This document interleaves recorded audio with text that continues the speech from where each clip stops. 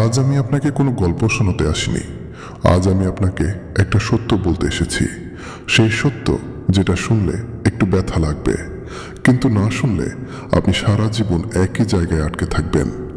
আপনি হয়তো বলবেন, টাকা আমার কপালে নেই, আমার পরিবার গরিব, আমার সুযোগ ছিল না। কিন্তু সত্যটা হলো, গরিব থাকা বা ভাগ্য না, গরিব থাকা একটা অভ্যাস। আজ 90% মানুষ সারাদিন বিজি থাকে, কিন্তু ফাইন্যান্সিয়ালি এগোয় না। কারণ তারা টাকা এলে খরচ করে, সময় এলে নষ্ট করে, সুযোগ এলে ভয় পায়। তারা মাস শেষে বলে, এই মাসে তো কিছুই বাঁচলো না। কিন্তু প্রশ্ন হলো, আপনি কি কখনো নিজেকে জিজ্ঞেস করেছেন, আমি কেন বাঁচাতে পারলাম না? সত্যটা কঠিন, ইনকাম প্রবলেম না, মাইন্ডসেট প্রবলেম। গরিব মানুষ ভাবে টাকা মানে খরচ, ধনী মানুষ ভাবে টাকা মানে টুল। গরিব মানুষ ভাবে আজ মজা করি, ধনী মানুষ ভাবে আজ স্যাক্রিফাইস, কাল ফ্রিডম। আপনি জানেন সবচেয়ে ভয়ঙ্কর সেন্টেন্স কোনটা? এইবার এনজয় করি, পরে দেখি। এই পরে কখনো আসে না।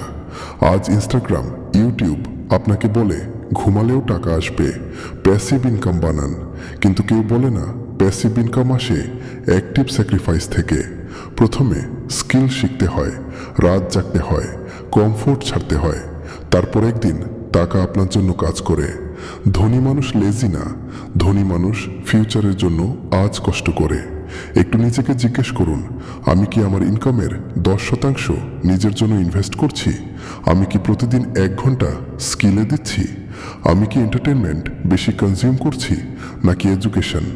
যদি উত্তর না হয়, তাহলে দোষ ভাগ্যের না, দোষ সিদ্ধান্তের। আজ আপনি যদি বদলান না, আগামী 5 বছর পরে আপনি একই জায়গায় থাকবেন।